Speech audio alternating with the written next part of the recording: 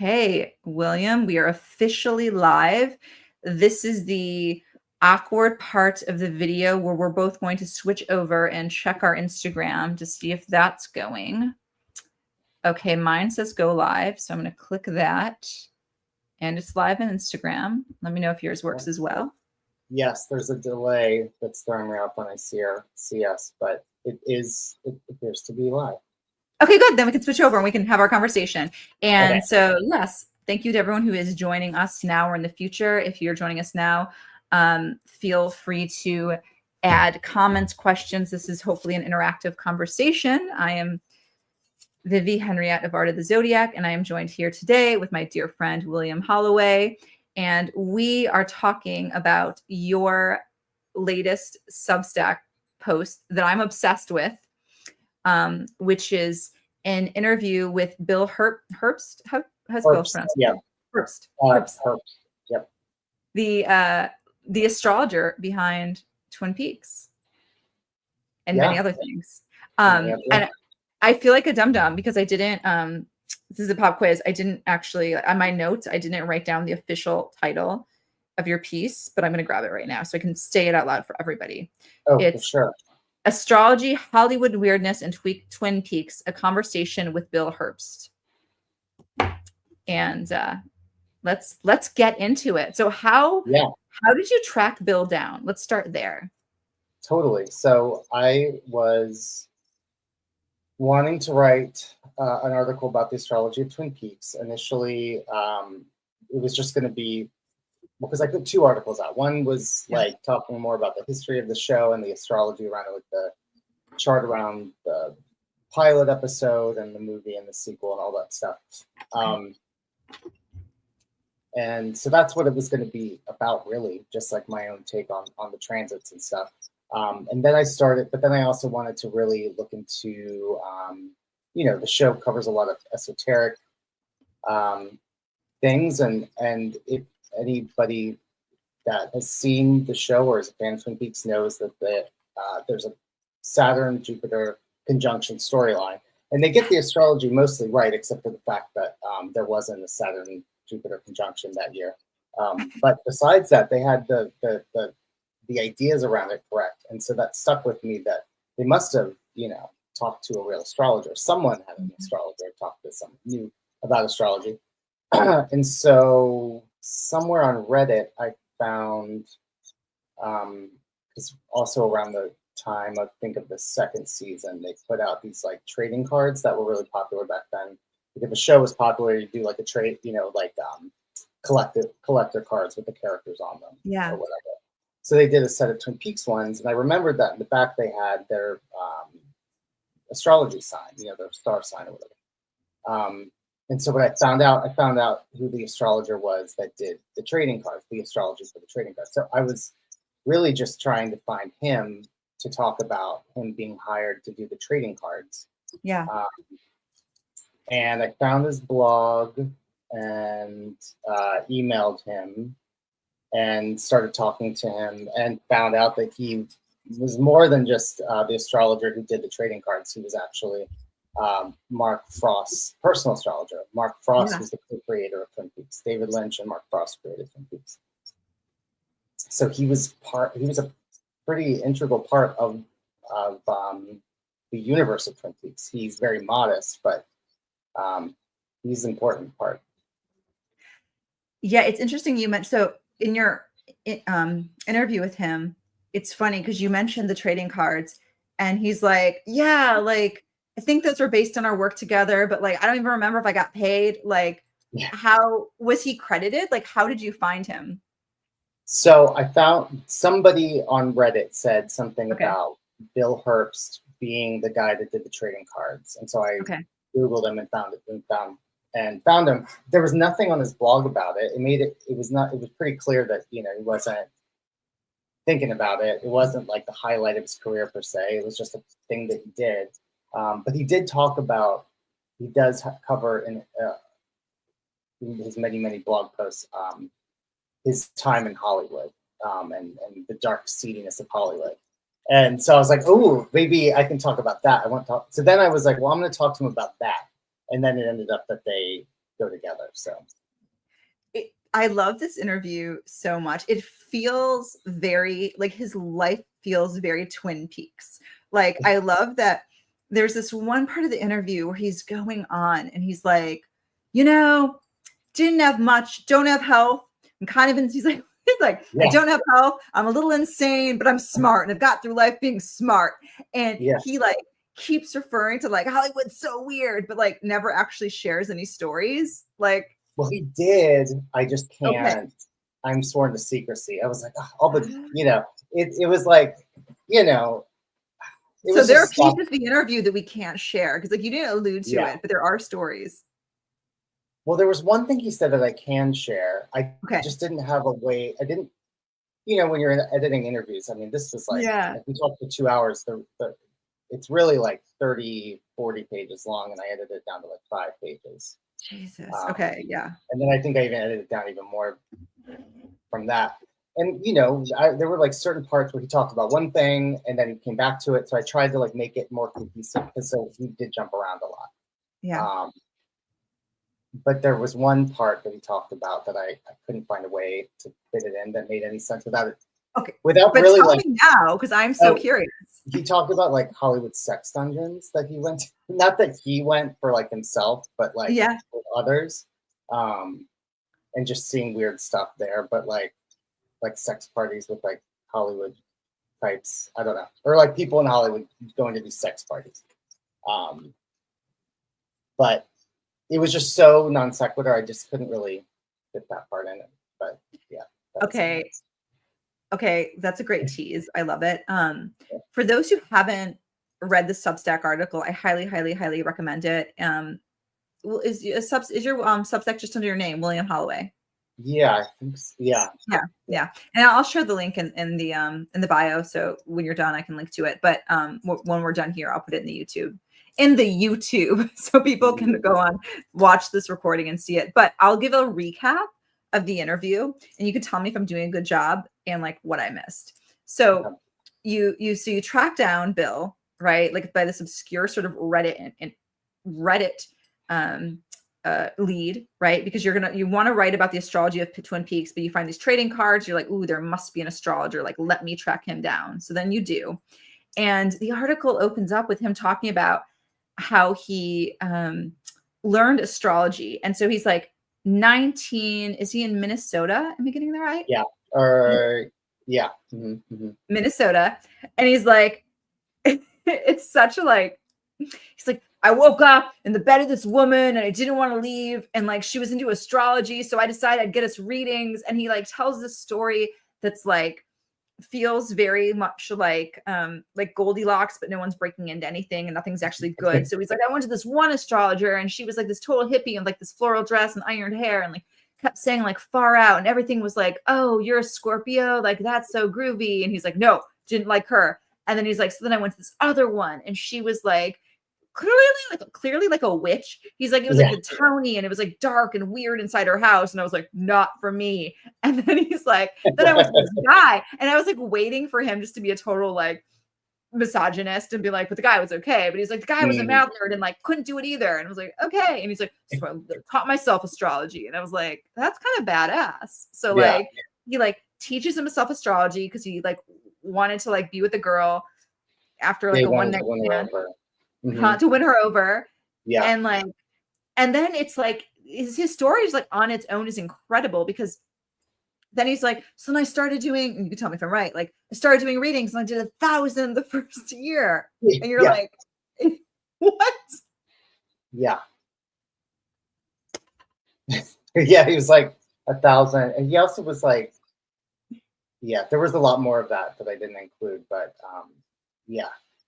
He like was, I can't even remember the number of like the amount of clients he's had over the years, but it was like, more than, I mean, he's been doing this for like 50 years, like hardcore, and only doing this, like not, he took the route of like only being an astrologer. And I think he was telling me that like at the end of the day, he made a close to $2 million over 50 years, which is not really, so there was a lot of, we talked about the struggle of like doing what you love and how you have to just be like, you know, I could probably like edit a whole nother thing of just about like that, you know, Absolutely. like accepting being poor because you have agency over your life. And that felt very important, especially for this moment that we're like stuck in a way. Absolutely. Like even before getting to the Twin Peaks stuff, just his story alone felt really inspirational because he's like, yeah, I just started doing astrology and that's what I did. And like, as you said, for like 50 years. And the way he, if I'm getting this right, like Mark Frost was what was Mark Frost doing in Minnesota? I couldn't figure that out because he came to him for a reading. Yeah, I can't remember exactly, but because if I remember correctly, I think Mark Frost's family is from California, but he was living in Minnesota. So I'm not quite sure, but he was living in Minnesota at the time, and that's how we met him. And then he moved out to Hollywood to be a screenwriter, and so he followed him. I mean, he didn't move out there, but he stayed in touch, and he went and stayed with him in the Hollywood Hills a couple times a year. So a big chunk of time was spent with him every year. Okay, because essentially he became Mark Frost's personal astrologer, and it's crazy like listening to him talk about it because he's like, according to him, he was like they were talking like every day, and they have this really, yeah. He said he couldn't take a shit without talking to him, basically. Excuse my French, but and they became really dependent on each other. Another part that I didn't include was that he was really close with his wife. He married them. He actually became ordained to marry them. Wow. Yeah. So they were really intertwined in each other's lives. Up until basically when Twin Peaks premiered, and then they kind of went their separate ways to an extent. Because when they reached out to him about the trading cards or the collector cards or whatever, they wanted to use the charts that he had already created for the characters that he had done with Mark prior to the series coming out, but they wanted to add a couple more. So for anyone that looked at it, at the character data, you'll notice that there's like one or two, I think, that didn't show up until the second season. So he was asked to add a couple more, but that wasn't added by Mark. That wasn't an ask by Mark. That was asked by the show. So, or whoever was working with the show to put the cards out. By the way, I just want to like pause for a moment and say there are people who are watching on IG Live, and we're doing, and so I can't see. Well, I'm going to go back and forth to see your comments, but please, if people have questions about Twin Peaks astrology, like please ask them, because I am embarrassingly enough like not like I like Twin Peaks, but I've seen very little, so I'm not going to be able to ask the really good Twin Peaks questions. So I'm going to really like depend on everyone else to jump in here. And I have, oh my god, am I giving myself a thumbs down? For those watching, I just got a thumbs down. Rude. Who did that? Yeah, it's weird because we're in the StreamYard place, so we can't see comments or anything. It doesn't feel interactive. It feels like we're just talking. I can see comments on IG, and I can also see comments on Instagram. So I'm going to go back and forth to look at the Instagram comments. So please, people ask questions. And also, rude. That was like the AI machine that just gave me a thumbs down. It was huge. It took over your face. It was just okay, but fair enough. It's like I'm like I haven't seen Twin Peaks. It's like rude. Okay. We've seen some of it. I have seen, but I'm not like I don't have good questions. I mean, can you talk a little bit about, right? Like, I'm curious to know, like, just their relationship and thinking about the creative process was so fascinating to me. Like, can you share a little bit about like what that was from what you learned about Bill, like working on and what that, so they were working right before the show actually aired, but do you know how, like, how long it took to actually create and what the sort of astrological practice looked like? Well, from what so basically, and apparently they did this with many scripts that he had written, not before Twin Peaks, where they would sit down and they would talk about the characters, the main characters, or however many characters, and he would say, give him, this we're creating a character, these are the qualities. This is their arc or whatever. Okay. And that would give Bill some ideas, and then he would come back with a chart based on the description of the character. And then Mark would use that to further develop the character and come up with situations and, give it more color, really, which is really interesting. And I'm sure that a lot of people have done that. We just don't know. I mean, it makes sense. It's a way to help create, there's story there. There's a lot of story there. I think. And he just said it was like a creative exercise that they did. So that's the way he liked to talk about it. He didn't want to make it seem like he had anything to do with creating the characters. That it was just this creative thing they did that helped them come up with a lot of ideas. I just did an interview with Liz Vasquez, who's a LA-based filmmaker and astrologer, and she also creates astrology charts for the characters, like her film characters. And it's interesting. So she, like, in an article I just published, like, broke down her process where she'll like kind of look to like Mars where they take action, or like she just has this whole sort of breakdown about like the specific process. Were you able to get into it with Bill about like how he like broke down, like how he did his readings at all? He didn't get fully into that. And when I would try to get really specific answers about certain things, he just wouldn't remember, because he'd be like, no one's wanted to talk to me about this in 30 something years. So it's, he was like recalling certain things for the first time. So, but yeah, he didn't really break down the like step-by-step process exactly how they did it. But as someone who grew up like watching Twin Peaks, what were your did you have any aha moments during this interview? Like, oh, that makes sense now. Yeah, it did. It filled in a lot of holes, I think, because I mean, at least when it comes to Mark Frost's contributions. I mean, I know David Lynch is into meditation. I know he's into Vedic astrology, so he's brought that too. But his, this was not really about David Lynch's contribution. This was more, so in a lot of ways it was really enlightening, because we don't hear that much about Mark Frost's contribution, and it usually is, Twin Peaks is usually more connected to David Lynch. Yeah. And it's associated with him, and he's more famous. A lot of people don't even know who Mark Frost is. And he also because he hasn't, Mark Frost hasn't done as much. Hasn't been as known for things. So, could you tell me a little bit more about like Mark Frost, his career, and why he was brought onto this project, and his overall contribution? Yeah. So Mark Frost is more of, like David Lynch is more of the filmmaker side of it, visual side of it, the vibes side of it, if you think about it. And Mark Frost comes from the more traditional storytelling, screenwriting background. And so he had worked on Hill Street Blues. I think he was a head writer on Hill Street Blues, which was like one of the more popular dramas in the 80s. Okay.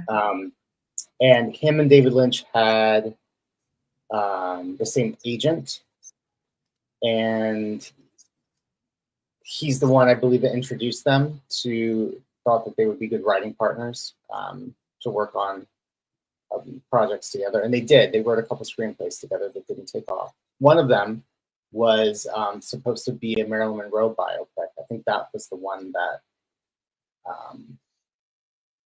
maybe is where they started working together, was the Marilyn Monroe biopic. Okay.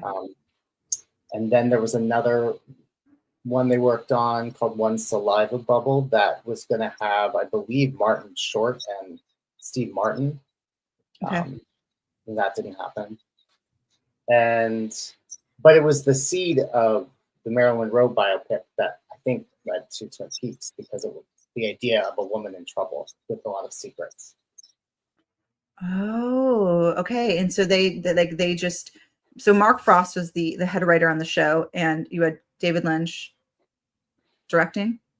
You getting this right? Well, I mean, they wrote together, but it was more like visualized, like Mark is the one writing. David's like walking around and coming up. But it was very much a they both contributed writing it. But I just mean Mark was comes from more of a traditional, more of the writer. Yeah. David, I don't even think David Lynch knows how to type. So. Okay, so and then we get like Mark Frost bringing in the sort of the heavy astrology, because they were again talking like every single day. Am I getting that correct? Oh, Mark and Bill. Yeah. Yes, every day, and then they got sick of each other. I mean, I don't really know exactly what happened. I kind of know what happened, but I didn't include all of that. But they had a falling out, basically.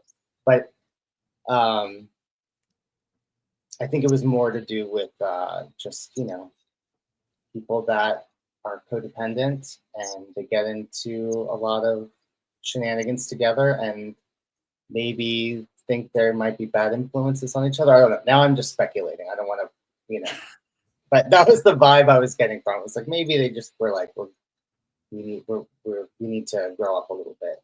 Maybe that involves not being with each other. So we do have some questions. I hope they're like able to answer them, but also StreamYard, like it looks like there's a comment from YouTube, and it's so funny because I can't tell if it's a Twin Peaks reference or just like a troll, but it says fire fatty. Fire fatty? Mm-hmm. Taking it that's not a reference that I don't understand. That just feels like a troll. Okay. Yeah, the trolls have been out ever since Trump won, so they seem to be all over the internet, no matter where you go. What are they in our little hole, the internet? I don't know where they ended up here. Lord, okay, troll, which is kind of cute. Okay, so question, and hopefully you can answer this. This might be a little obscure. It says Mike Viega. Sorry, I can't pronounce anything, and I'm kind of blind without my readers on, so excuse me if I got your name wrong.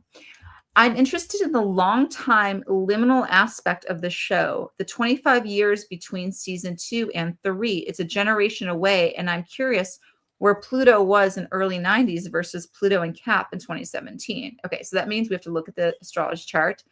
Well, I can tell you that Pluto was in Scorpio in 1989.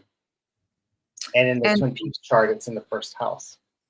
Ooh, and so I guess the follow-up question to that is, second comment is, any thoughts on the Plutonian aspect of the show?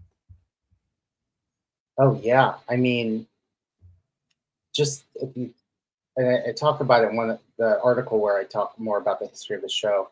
It's very Plutonian. I mean, Pluto's in the first house. I mean, you have these like, Bob, who's like this demonic entity, basically embodies like the evil that men do, and that's a through line of the show. And then in the return, there's a whole storyline about the atomic bomb birthing modern evil and all this stuff. So I mean, it's very platonic. Where is Pluto? Yeah, I think so. Where does Pluto fall in the the most recent edition in the chart? That one is a Sagittarius rising chart. So the second house? Yeah. Okay, interesting. Yeah, I'm trying to think of what it aspects. I have to look at the chart. Okay. Now, are you ready for your second question? Yeah. Okay, this is from Gray Crawford. Oh yeah. Who's hoping we talk about the astrology of the incredible Douglas fir. Well, we can look in the rulership. I was meaning to look in the rulership book, but whenever somebody asks about something like that, I'm like, well, what is... So can you explain, as again, I'm so embarrassed. Can you explain the incredible Douglas fir to me? It's a tree. I know it's a tree, but I mean, like, how does it, I'm sure it's like, how does it factor in Twin Peaks? Like, is this Oh, because it's I know what it is. Well, in the first episode, Dale Cooper made comments about the trees, and he was like, tell me about these fantastic trees you got out here. So it's like I think only comes up in the first episode, but yeah, they're kind of like discussed. Okay. But specifically Douglas firs, I mean, let me see. Tree, I mean, yes. Please, people, ask questions. This is gonna be so much more fun. Yeah, I think it's I'm looking at the wrong thing.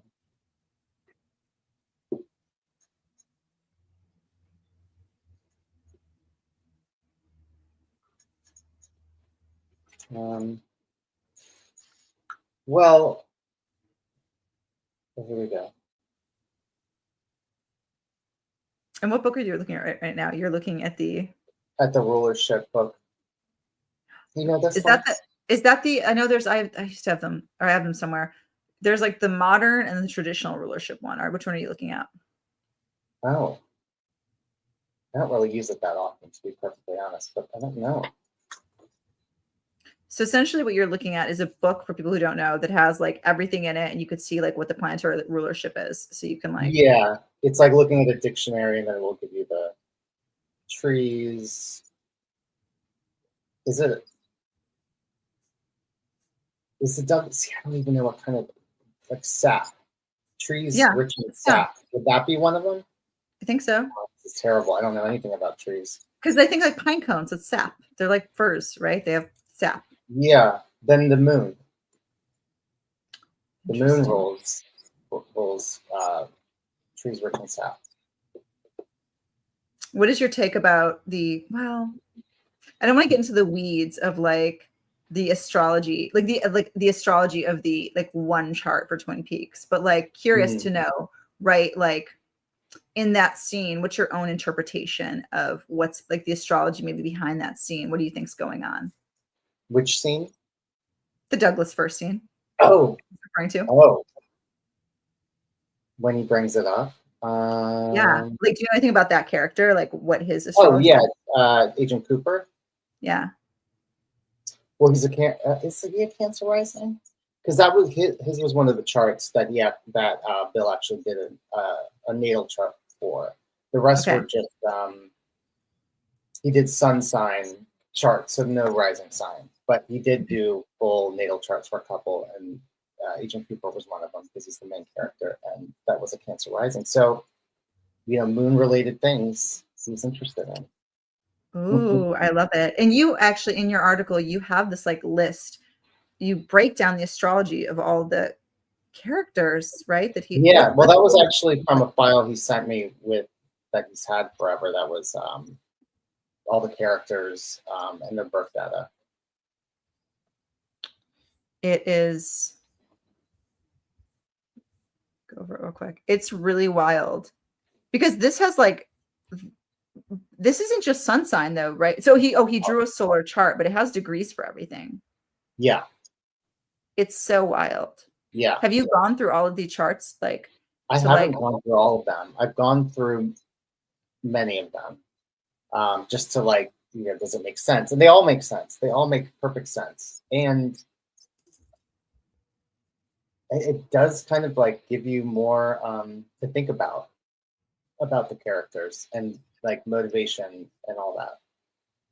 And it makes you want to watch the show again. I haven't watched it again since learning all of this. I watched it before for like the millionth time, but now I want to watch it again knowing what I know. Yeah.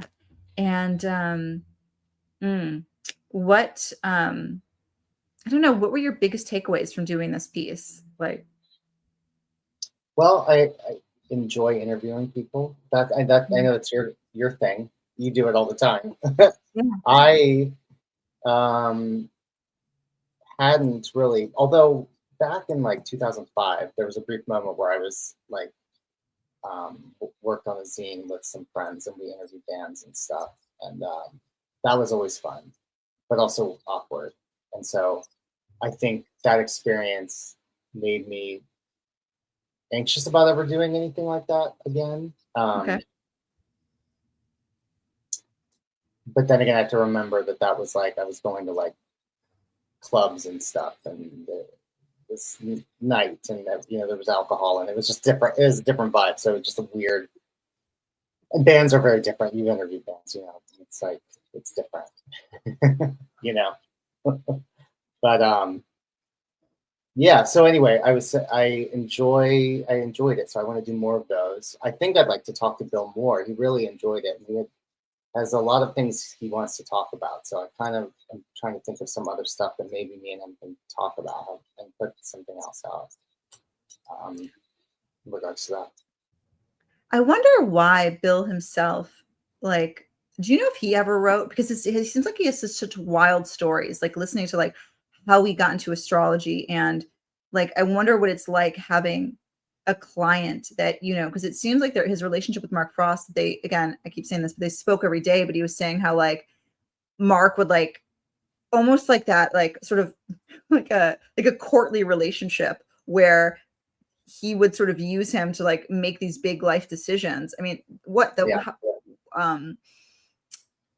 that just seems so wild to me. Do you know like how long that period lasted? How long that they were attached at the hip? Yeah. For a little over a decade. I think he said a little under. It was like a Venus cycle. So it was like from, I think he said like 82 to 90. It does kind of like, just as an astrologer, it like sort of gives you like, do you ever feel like burnt out? You're like, oh man, like how do I reach people or talk to people? And this guy was just like low key without like social media, just like consistently seeing people. It was fascinating. I know. Yeah. For 50 years, just over the phone. I know there's a lot of stuff in this article that you didn't get to write down because it was like 30 pages and you had to sort of condense it. But are there any, and you mentioned, so you kind of alluded to throughout this interview, Bill keeps saying like, oh, Hollywood's so strange. And like, I just like, so happy to get out of there. And you kind of mentioned that he alluded to like sex dungeons. Yeah, there was one point where he listed off weird things, and that was one of the things I was saying. I was trying to find a way to edit it in a way that didn't, because there were certain things he didn't want me talking about, and I ended up leaving that out. But I could say here that one of the things he listed was sex dungeon. Are there anything else? Like, I'm so curious about like what his experience was. Are there any other weird things that he listed that you can talk about? He kind of brought up going to the Playboy Mansion and weird stuff there. Is there any okay. Yeah. Anything else? Like now I'm just trying to get the good stuff. I know. Nothing I can share, and I feel like nothing I could really share unless all parties were dead. Do you know what I mean? Yeah. I like how in this interview you go through and you kind of pick out pieces of Twin Peaks and you bring out the astrology to kind of like show the scene, which is like so much fun. Yeah. Astrology wise, what were your like biggest takes from this interview?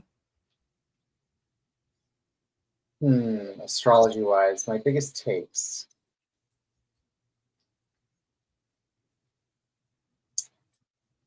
Astrology wise, well, I guess honestly, this is just the first thing I'm thinking of. I don't know if I could call this my biggest take, but just I'm always interested in the ways in which astrologers use astrology for themselves. Yeah. Because some of us are always looking at transits. Some people don't, or some people don't like to look at transits going on their own track. They're always looking at other people's, right? Some people are really into elections and some people aren't at all. And he was very like when we were picking a time to do the interview, it was very specific about when he couldn't do it based on the astrology. So I found that interesting because I was like, because that makes me feel like I've gone through this before where I've tried to like pick times and, especially with like buying plane tickets and things like that. But I also just feel like it can be crazy making. So I really try to not live that way. I try not to live by like picking a time, although I still do it. But it just thinking about doing that for 50 years felt, I don't know, probably a little, I don't know if I would still be thinking in that way, if that would be comforting to be like always having to pick like based on the astrology, like times like it feels bound to something that I don't know I want to be. I don't know. So now that you're saying this, it's like opening a whole new sort of dimension for me, right? Because if you think about, it's one thing, like when you talk about drawing an astrology chart for characters in a film, for example, right? The first thing I think about is, okay, like an astrology chart is a really interesting way to get nuance on character, right? Like it's a way to really feel like, what are their needs, desires? Like, how are they seen in the world? What are their hidden insecurities? Like, it's a really great, like psychological tool to really, for character development, right? But then if you know that Bill, right, as an astrologer was someone who was constantly like electing time, there was sort of that element of like being really taking into account when he launched something, right? Because that's what electional astrology is, right? It's like finding a time that will align with what you want, the results you want, and sort of taking advantage and sort of acting on that window of time, right? That's what electional astrology is. And there's sort of like a magic component to it, right? Like if I do this thing, then I will get the thing I want. And so suddenly putting those two together, it makes me feel suddenly like, oh, there is like at a very core level, a like a magical element to Twin Peaks, right? So he's not just like drawing these charts for like to get into the psychology, but knowing that like Mark Frost would really like, you know, because if you're seeing an astrologer that often, you have to be, this has to be electional, right? It's like, oh, when do I do this? When do I do that? Right. And so suddenly you're like, oh my God, like there's this moment of like, they were like kind of like magically imbuing these characters. Like I like almost like little spells, like bringing them into life. And it's interesting to think about like that background, if that's part of what makes these characters so, so compelling. And maybe there is this sort of like magic around Twin Peaks because this show has been so like incredibly loved and like long lasting beyond just the like chart of its like birth chart of the you know, sort of the premiere of the show itself, that you have these characters that were all sort of like magically imbued. Does that make sense? It totally makes sense. And yeah, that I would say that was another takeaway that I had was that, and I think a lot of people that are big fans of the show feel this way anyway, that there is something magical about it and it sticks with you and all those things. And that just kind of confirmed it, that yeah, that there is something magical behind it. And yeah. But it also made me think about, oh, sorry, you were going to say. No, please go on. As you were talking about, like, that, yeah, he must have been doing like electional charts for him for many things.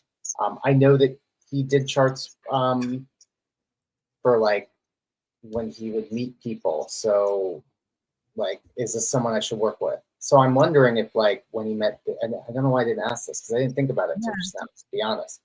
But I'm like, when he met David Lynch, did he do a chart to see if it was a good idea for them to partner? Was that a decision that was made with astrology? Because I'd have to ask him. I'll ask him the next time I talk to him.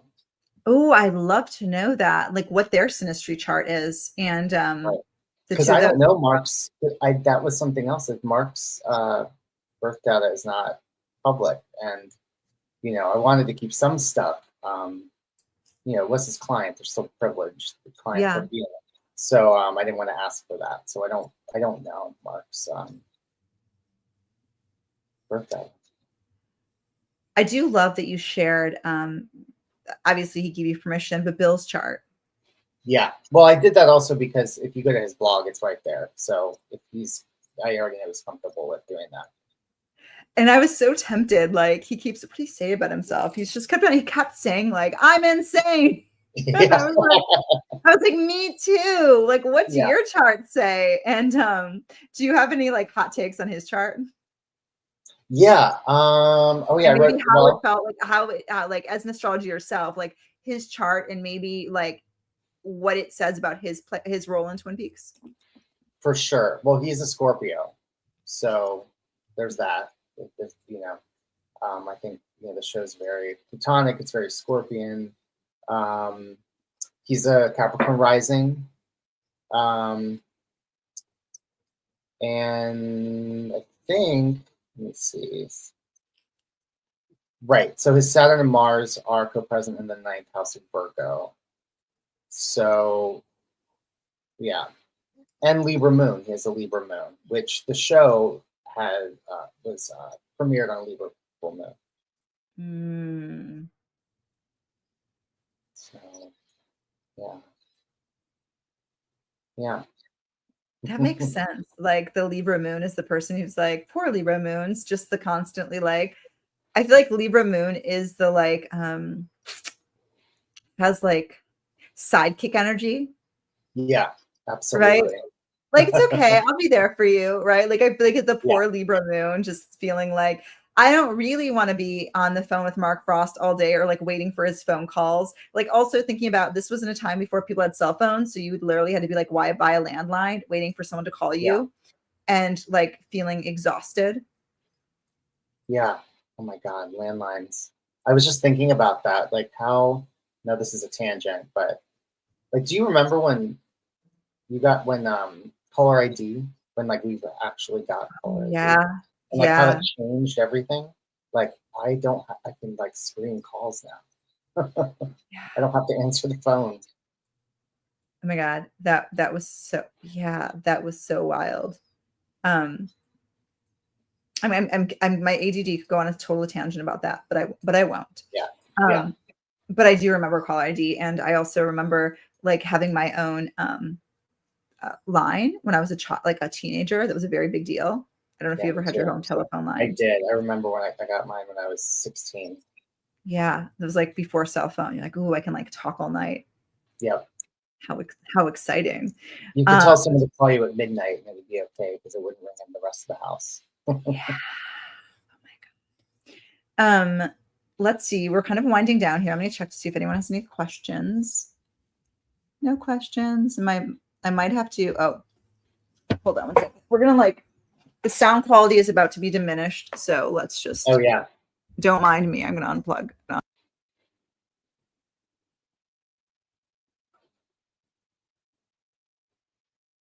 Oh, I can't hear you. Oh, your phone is off.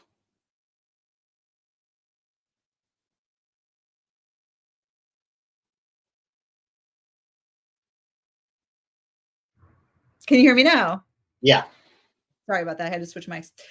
Yeah. Okay. So like final takeaways from all of this. If people actually, I'm going to, what is your favorite moment in Twin Peaks? That's my final question. My favorite moment. Your favorite astrological moment in Twin Peaks. Can you break it down for me? Oh my God. My favorite astrological moment in Twin Peaks? Do you mean like on the chart or like a moment that happened in the show? Just a moment happened in the show that you're kind of like in hindsight, like, ooh, I can like break that down astrologically and it's really interesting. Oh. Well, I'd say the finale of the first series. Because I did look at that chart. I actually wrote a whole thing on that. That was already too long, so I cut it out. But I need to work on making things shorter. But I also by solar return Sagittarius rising this solar return, so I really need to like with the long-winded stuff. Anyway, I would say the chart of the transits that were happening during the finale I find really interesting. The first finale, it was a Sagittarius rising chart also. But there were echoes from that chart because there was a lot going on in the 8th house. I think the sun was in the 8th house. And Mercury even, maybe. I might be getting that wrong. But but that chart it has a lot of echoes to when the return 27 years later came out in 2017. Because that has a Sagittarius rising chart, and there's similar things going on. And the last episode of the series for 25 years feels the most like what the return would be, basically. So it's kind of like a window into what it would be 25 years later. Okay. Which I find interesting. Do you know what I mean? So Totally. essentially the last episode of the original right? Mm-hmm. You're saying that chart really syncs up well with the chart, the premiere chart of the like third installment. Is it third or second? Third season, or they called it the return. The return. Kind of the same thing. It's like a TV event. Okay, so you're saying it's the chart of the finale, right? It has this sort of like syncs up really well with this other chart like 25 years later when they did this sort of return. And it's interesting that you see the similarity in the charts. And you can also see that they really tried to pick up where they left off. And you see that. Am I getting that right? Exactly. Yeah. And that's just wild. You wouldn't. It's wild. Yeah. You would expect. Yeah. And because I hope if I'm remembering this correctly, because the sun being in the 8th house and this whole thing with Agent Cooper is like the guiding light of the show. He gets stuck in the Black Lodge where I am right now for 25 years. And so then, the 8th house being hidden house, also related to death and secrets and things. So it's just like you can picture him being like stuck for 25 years in the 8th house, even though the 12th house is, I think, more Black Lodge-y, but they go together. I think the 8th house could definitely be right. It's like a house of like it's a dark house. It's a house of the other people's problems, right? Like which kind of makes sense. For like the Black Lodge, you're like being caught in someone else's drama, paying your debts, karmic debts. Yeah. Very, Oh, I love that. So there's that that final chart. There's like the relationship, not specifically to the 8th house in both charts, is what you're saying. I think I have that. I think it's the 8th. Yeah. We're going to say yes. But also, but the other thing about it is the Sagittarius rising chart. I think it's says something too, because it's like he's going on this like, dark night of the soul, this journey to this other world, and then has to like find his way back. And that's what the whole third season is about. So it's very just like Sagittarian kind of like journey. Do you remember where Jupiter is in each of those charts? I can look it up really quick. I can actually confirm. I love this. We're getting into the exciting parts. Yeah. Here. Ooh, okay. So we have some Cloudy Kate, before you sign off. So William, my mother, okay, I'm going to read some comments, by the way, while you're looking that up. Cloudy Kate says, my mother has a scripted way we are trained to answer. Okay. Huh? I don't understand that, but okay. But Cloudy Kate is also asking where to find your work. Your work is on Substack. So William Holloway. If you go to Art of the Zodiac, my YouTube, this video is playing right now and it's going to live there. And I will put a link to William's work there. It's a really wonderful article. You have clips from the show. You have all of the astrology of the characters, so you can really like dig into it. And then Cloudy Kate says, some friends and I did a premiere charts for shows, and without knowing the context or themes, we practiced and made guesses. Ooh, that's fun. That's fun. That sounds like a fun game. I love that. That is a fun game, yeah. Okay. Well, I feel like this is something we talked about once, about doing it with like horary charts, like watching a mystery and like trying to guess. Didn't we talk about doing that one time? And I never did it, but like practicing horary. No, we should. I love it. Yeah. It's better than practicing. I think that'd be a really. I don't want to do that again. Oh my God! Don't even get me started. Right, Lord. I wanted to really talk to you about that, but this is not the place. But I do, yeah. I mean, that's a whole conversation. But I love this side note of like, let's have like an Astro Club where we watch mysteries and do horary charts. Yeah. Ooh, I know some people that are into like horror films. That would be fun. Horror film club where we do horror charts. Horror. Yes. Something there. Oh Horror. Yes. Say that for me. Horror. Horror. Okay. Let's do it. Oh, okay. This is so good. We had to do this recording talk to talk about Twin Peaks, and we just had a brilliant idea. You were looking at Jupiter in both these charts for me. Oh yeah. Jupiter. Oh gosh, where was it? I already lost it. In the finale, Jupiter was in the 9th house, conjunct Mars. In the return, Jupiter was in the 11th house.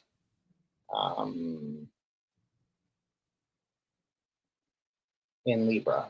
So interesting. So thinking about like you said they're both Sagittarius rising charts.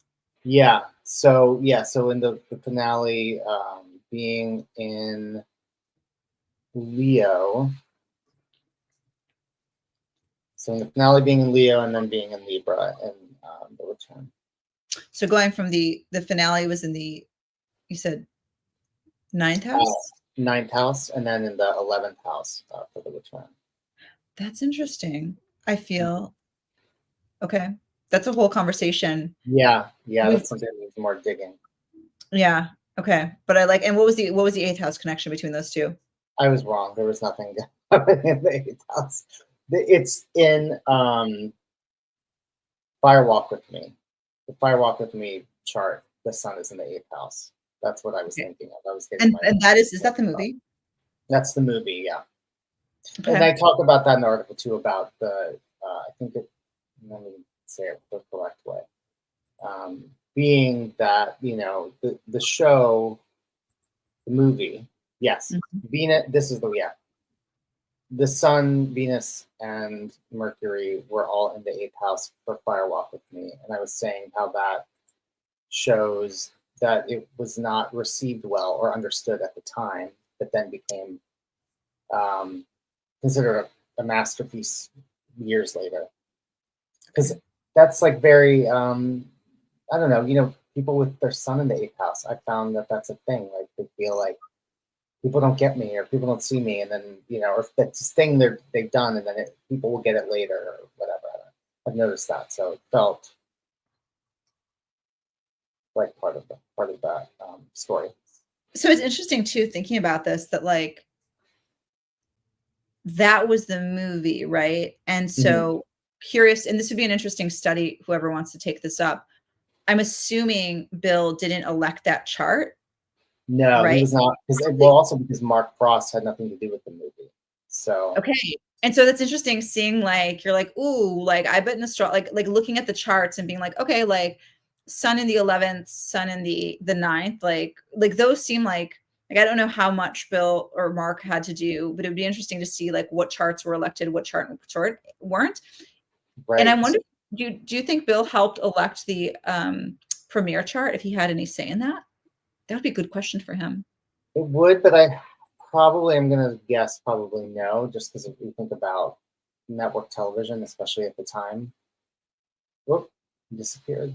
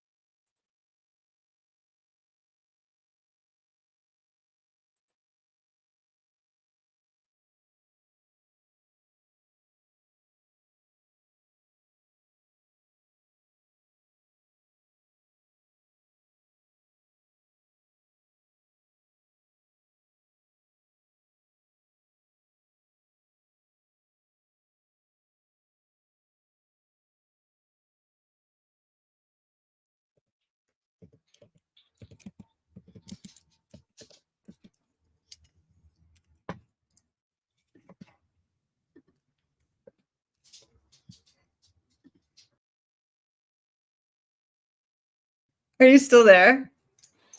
Yeah. Oh my God.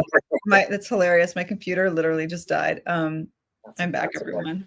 That's so wild. Sorry, I totally interrupted you. You were talking about the electional chart for the first one.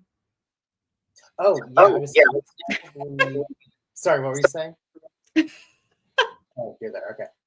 I was saying he probably did. Uh-huh. I was saying he probably was not able to elect anything. Being network television at the time, I don't think they have a lot of say when something comes out.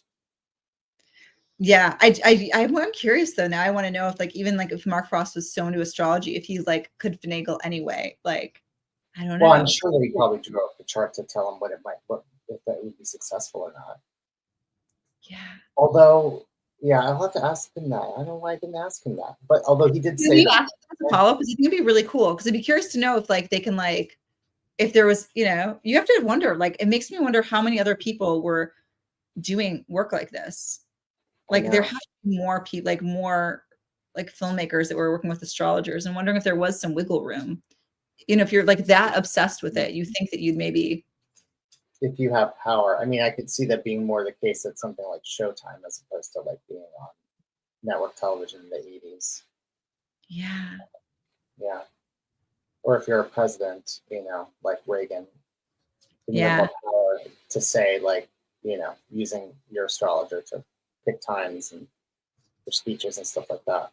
But for television, with that many people involved, I would have a hard time believing that they would have any say. But it'd be interesting to know. Yeah. Fascinating. Oh my God. This has been so much fun. Are you going to do a so you're going to talk to him again, hopefully? Maybe we can expect a follow-up? Yeah. I don't know if it'll be about Twin Peaks, but he really wants to talk about Sun-Saturn cycles. That was something we started talking about, how he feels like astrologers don't pay enough attention to Sun-Saturn cycles. And when he started bringing that up, we had already been talking for 2 hours and I had to go. So I was like, maybe we should talk more about this next time. And he's like, I'd love it. So I think I want to, I need to schedule that. And I don't know. It'll be a different type of conversation, but. Oh, I love it.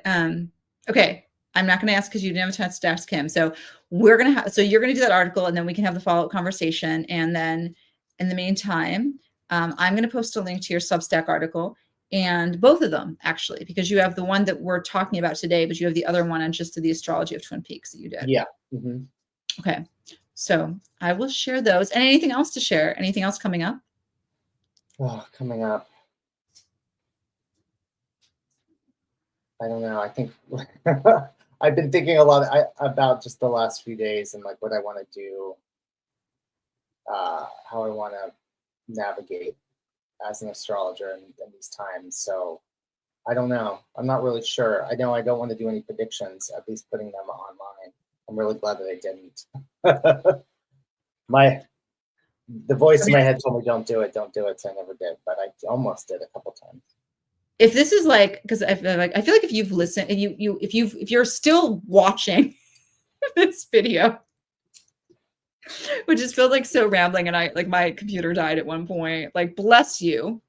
And also I feel like we can have like the bonus talk at the end, but like I have so many feelings. I'd be happy to share mine. Yeah. We need to talk politics, but I think we can talk astrology. Yeah. What are your feelings about predictions? I'll share mine, but I'll let you go first. I feel, well, first off, just prediction in general is something that astrologers have been doing forever, and they should continue to. But I think the problem is social media.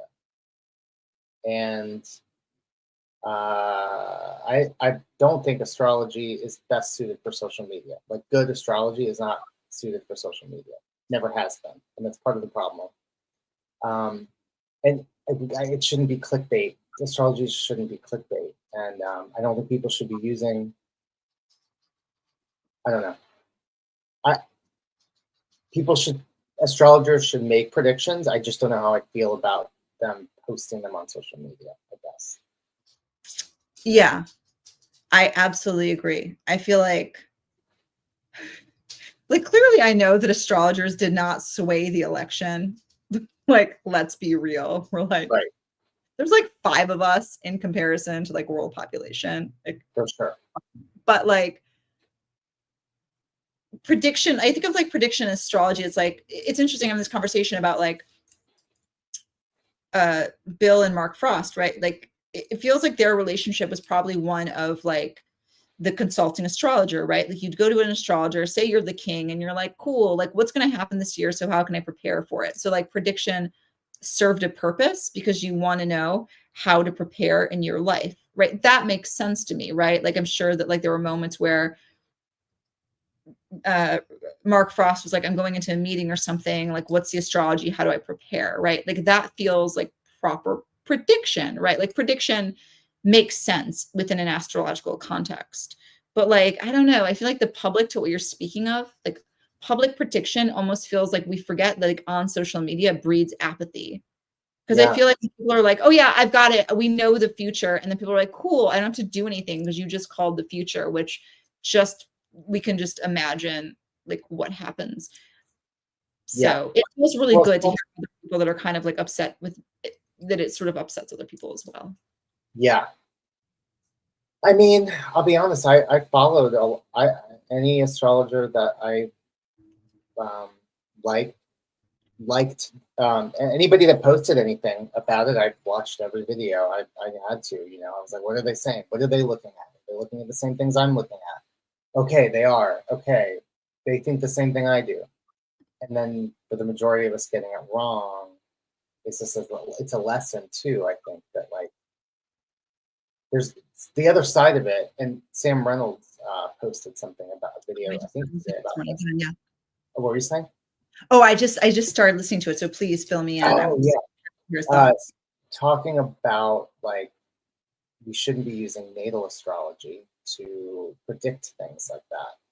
And that's something I've been thinking about for a very long time, because it's like natal delineation, that's like, it's so subjective. That's not, you know, it's like when someone asks you, does it look like I'm going to get the job? It's like, you can't really see that, but you can see like how they might react to, how they might be feeling, right? So how can we predict, if I'm looking at Kamala's chart, like, oh, she's definitely going to win. Like we're filling in the gaps with our own biases.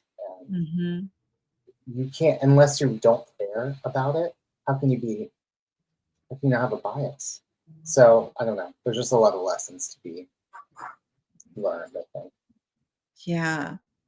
Okay. This conversation is really soothing to me personally, because I don't know, even afterwards, I feel kind of icky. Some astrologers that I really like and really respect for saying things like, I don't know, like, you know, it's fine. This is how it's supposed to go. We can see it. The astrology is very clear. Like things are going to get like worse before they get better or something. Or like, I don't know, like using astrology to justify your own feelings just feels really, anyways, we don't need to go down that rabbit hole, but it felt really good to like, that we can agree on the predictive problem. This is your bonus content, everyone. We've like moved into one piece talking about prediction and astrology. And maybe that can be, well, I feel like that feels like a good article to follow up with, maybe a panel discussion. Yeah, I'd love to talk about this further with people, because I think it's something we should be talking about right now in the community, and the responsibility of like not controls. That's not the word I'm looking for. Having, when people are hanging on your words because they're looking for hope, that's a big responsibility. So you need to be really mindful about what you say. People are looking at you for hope. I mean, that's a heavy thing, and we shouldn't take it for granted. And I think a lot of people are just like thinking more about the views. It's like capitalism, right? They're thinking about the money. They're not thinking about people's emotions as much. Should everybody be more headstrong and like be able to hear a difficult transit and not like have a meltdown of it? I mean, yeah, ideally, but we're humans and we're fragile and we react to things differently, and we can't control, I don't know, how people react to things, and we need to be more sensitive, I think. I had, spoiler alert, I did a really wonderful, I recorded a podcast episode with S.J. Anderson, the astrologer, who's just like fantastic. Like he's a great He is, yeah. Mundane astrologer, but also just like consulting astrologer. And he had some really beautiful thoughts on like the way he does readings and his feelings towards prediction and like really helping people like find hope in the chart, which I thought was something really beautiful. And you don't hear that often. Yeah. So I'm actually really excited to release that. Yeah, I can't wait to something see it, hear it. Oh, it's a podcast. Yeah, so hear it. It's a podcast, and I'll probably release the video, but you know, just listen to it. This has been so lovely. Yeah. Thanks for. Oh, actually, this is a lie. You want to other bonus question? Because again, if you've made it this far, I love these like YouTube lives. We'll just like go forever, and like who knows what you'll get. You're just gonna keep going like layers of just like abstract. Yeah. Okay. So this is my bonus podcast question I've been asking everybody. Okay. Are you ready? Yeah. Do you have a puppet story? A puppet story? Puppet story, like any puppet story. Yeah. Tell me. I was obsessed with puppets when I was a kid. Ooh. Because I was obsessed with the Muppets. I wanted to be like a puppeteer. And so I went through a period of collecting puppets. Okay, can we just pause for a moment? Yeah. I didn't know that you had early aspirations of being a puppeteer. Yeah, I haven't thought about this in so long that it's almost like a lie coming out of my mouth, but it is the truth. Please go on. Okay, so you had a collection of puppets. Yeah, and I remember one of my birthdays. You know, I was one of those kids that like to put on little plays, and I would have a little stage, and then make my family sit around and watch or whatever. And I remember putting a puppet show on for my family on one of my birthdays, and I didn't want to do it until my uncle was there. He was at work or something, and then turned out he wasn't going to be there in time, and nobody would pay attention to my I just remember like bawling because no one would pay attention to my puppet show and having this moment with my grandmother. Yeah. And that's how it ended? Huh? And that's how it ended? Like that's the story? Like you like had this puppet show and no one paid attention? Yeah, and that was probably the end of me wanting to be a puppeteer because nobody was interested. I wasn't good at it. These were like hand puppets. I remember them. They were really cheap. They were like these plastic, really hard heads, and then like cloth bodies. And it was like a king and a queen and a jester and like a clown and a dog and a wolf. And then there was anyway. Okay, so I know that there was at least one puppeteer on the IG Live. And maybe my friend Duncan, who I think also really likes puppets. If you're still here, hello. But I'm like, okay, I have a new obsession. Again, we're deep into the bonus content here. We've moved on from Twin Peaks. Yeah. Okay, so I'm in LA and like, I don't know what happened. It's interesting. You're doing this interview with Bill and he's like, LA is like sex dungeons, all these weird things. And I like come to LA and I just meet puppeteers and clowns, like literally like that was my experience.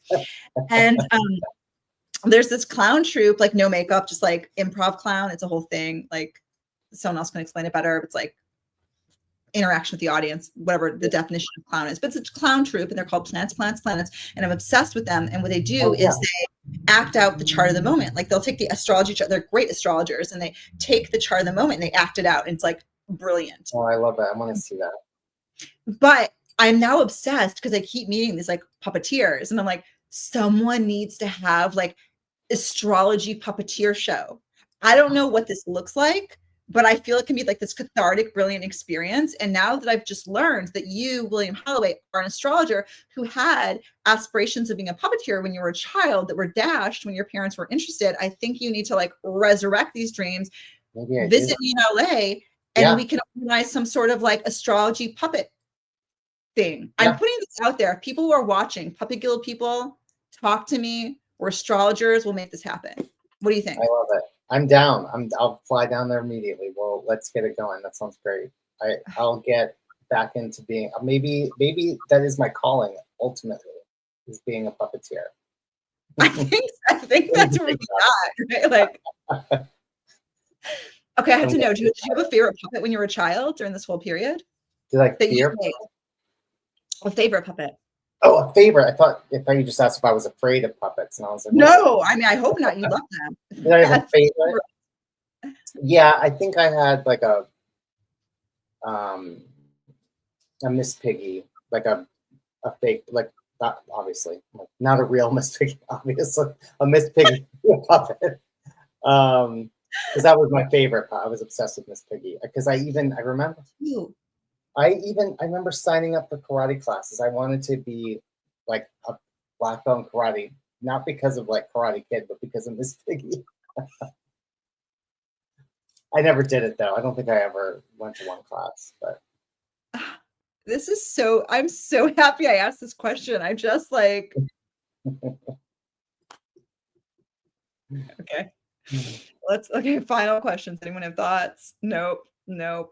Okay. We are probably all right. For the three of you who stayed, I just hope you just really experience something brilliant, and watch out for our puppet show. Yeah. Okay. And we're going to talk more about this horary situation. Yeah. The person I was referring to who makes the horror films was here briefly. I don't know if he's still on the line, but we are going to, if you are recapping this, we're going to have a project where a club where we watch horror films and draw horary charts to see what happens. And I know we're kind of dragging this out, but would you like to explain what a horary chart is for people who are watching? I have no idea what I'm talking about. Oh yeah, it's you're casting a chart.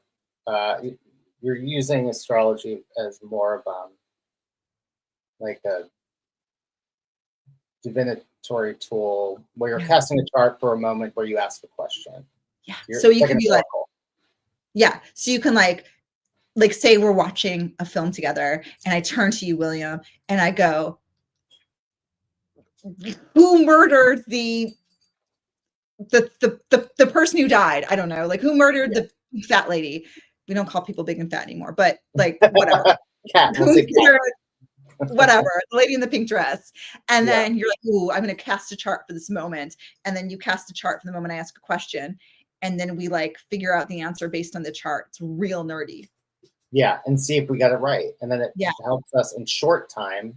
So that's the thing about horary. I think a lot of us do is like, we'll ask a question for something that, well, I think you're also you're really not supposed to cast something that you're not going to be able to find out for like 3 months, right? I think if there's a window. Yeah. But yeah, like getting like fast results, like that sounds fun through watching a movie. Okay, so we just ended this with 2 projects. You're doing more Twin Peaks. You're gonna go back, talk to Bill, get the good Twin Peaks gossip, and then we're gonna start a puppet show in LA for astrologers working with puppeteers. Yeah, we're feeling this out, and then we're also going to have the horary horror club with a really snappy title. Yeah. Okay. This is brilliant. I hope officially you have a lovely evening. You too. And everyone, look at the link. I'm going to share all your articles, and that's it. This has been wild and fun. Thanks for having me. You're welcome. Bye. Bye. Actually, stay on because I'll say goodbye to you too. Oh. Yay.